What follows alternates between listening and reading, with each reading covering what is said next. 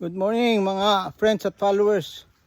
Dito po tayo sa Area 1 at papakita ko sa inyo yung ating mga pantanim na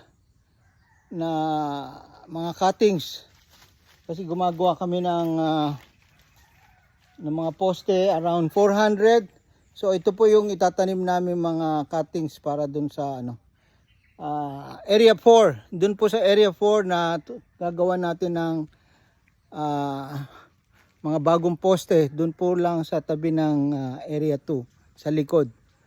So yan po yung mga bagong cuttings na itatanim natin. Mga iba medyo meron nang tumutubong mga suloy, ready na for planting.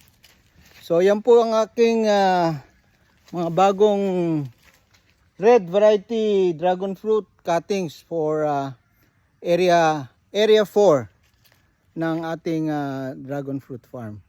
Maraming salamat po at happy Saturday again.